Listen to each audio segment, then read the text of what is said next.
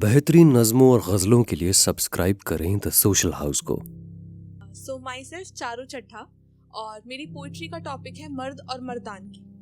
मैं एक बात पहले क्लियर करना चाहूँगी कि ये पोइट्री जब भी लोगों ने सुनी है तो लोगों को ऐसा लगता है कि शायद मैं आदमियों के खिलाफ, मैं पुरुष के खिलाफ नहीं हूँ, मैं पुरुष की बनाई हुई इस सोसाइटी के खिलाफ हूँ कि जुर्म चाहे एक औरत के साथ एक पुरुष करता हो, लेकिन उसके माँ बाप, उसके सास ससुर, उसके आसपास के लोग, उसके दोस्त और वो खुद चुप रह के जो जुर्म करते हैं वो है मर्द और मर्दानगी।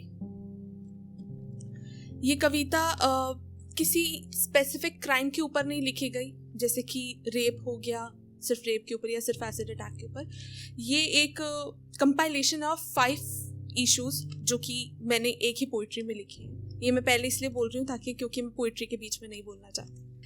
सिसकियाँ देती हैं सुनाई बंद कमरे के दरवाजे के उस पार से, जब कतरा कतरा उसके शरीर का छिलता है।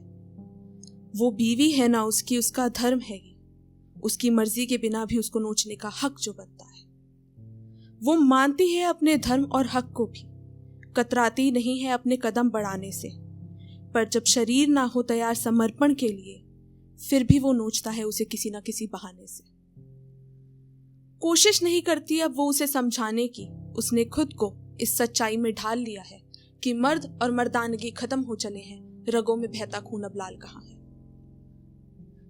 गूंजा था कुछ दिनों पहले ये घर शहनाइयों से, अब चीखों से ये मकान गूंज उठता है। जब ऐतराज जताती है वो भीख मांगने पर अपने पिता से पति के लिए, हर रात उस पर उसके पति और सास का हाथ उठता है। वो कहती नहीं है हालात अपने माँ और बाप सर, पर शरीर पर पड़ा निशान भी कहाँ छिपता है। सीख गई थी बचपन में ही वो अपने परिवार से कि जिस घर डोली जाए उसी घर से जनाजा उठता है।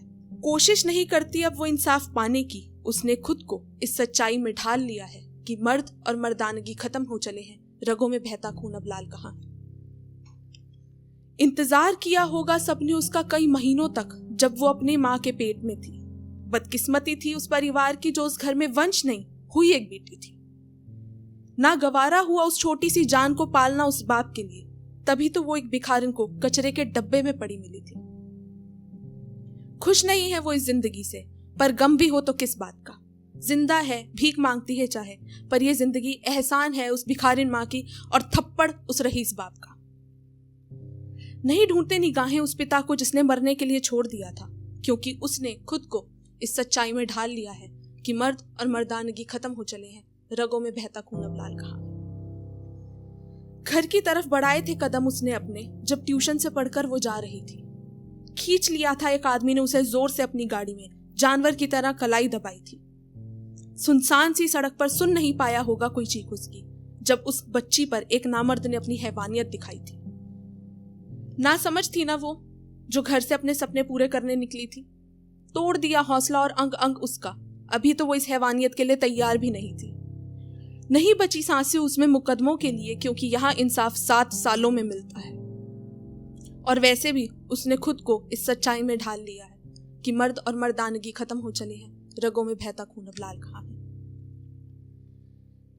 गरीब घर में पैदा हो गई थी फूटे करम वाली, गरीब घरों में उसके यहाँ लड़कियां नहीं पलती। बेच देते हैं बच्चियों को जहां गाजर मूली की तरह, वहीं पैदा होना था उसकी सबसे बड़ी गलती। गांव से बाहर तक की सड़कें तक ना देखी थी जिसने, उसने शहर का वहशीपन भी देख लिया है। मिट्टी का शरीर है उसका भी एक बेटे की तरह, देखो कैसे उसके बाप और भाई ने उसे बेच दिया है। हर रात वो छल्ली होती है किसी और के बाप और भाई से, क्या कसूर निकाले उनका, जब उसके अपनों ने ही उसका अस्तित्व रौंद दिया है। और वैसे भी अब उसने खुद को इस सच्चाई में ढाल लिया है कि मर्द और मर्दानगी खत्म हो चले हैं, रगों में बहता खून अब लाल कहाँ है।